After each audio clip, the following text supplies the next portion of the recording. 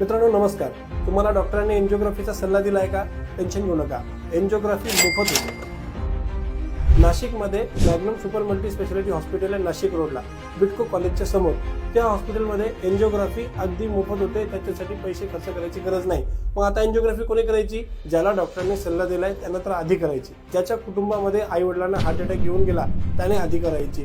चालताना धाप लागतो, काम न करता घाम येतो, श्वास फुलतो, पायऱ्या चढू शकत नाही, पायावरती कधी कधी सूज येते, छातीवरती दबाव महसूस होते, सतत ऍसिडिटी होते, असे जर काही लक्षणं असतील तर ते हृदयविकाराची लक्षणं असतात.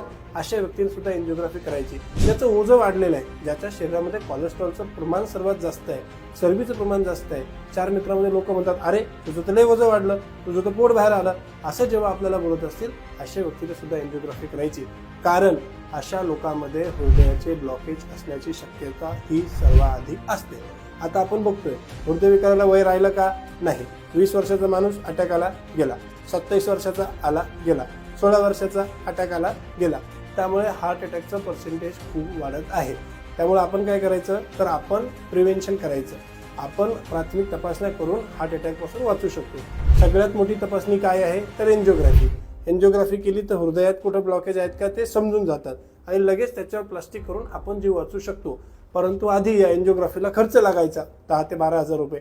परंतु आता नाशिक हृदयमित्र या सामाजिक संस्थेच्या मार्फत मॅग्नम हॉस्पिटल आणि हे एनजीओ या दोघांच्या एका उपक्रमाच्या अंतर्गत एंजिओग्राफी पण फुकट आहे, एंजिओप्लास्टी पण फुकट आहे, बायपास पण फुकट आहे. इतरही अनेक आजार आहेत याच्यावरती तुम्हाला मोफत उपचार मिळतो. परंतु आपण एंजिओग्राफी सर्वात आधी करून घ्यायची.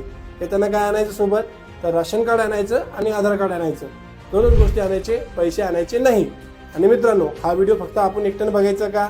नाही. हा व्हिडिओ बघत असताना आधी ते शेअर बटन दाबायचं आणि सगळ्या मित्रांना पोहोचवायचा. उत्तर महाराष्ट्रामधून अन्य असंख्य लोक आपल्याकडे येतात. नाशिकमध्ये जळगाववरून येतात, नंदुरबारमधून येतात, धुळ्यामधून येतात, येवल्यामधून येतात, खूप लोक येतात.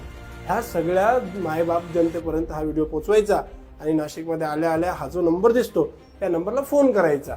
फोन करून अपॉइंटमेंट घ्यायची आणि हॉस्पिटलला यायची. धन्यवाद.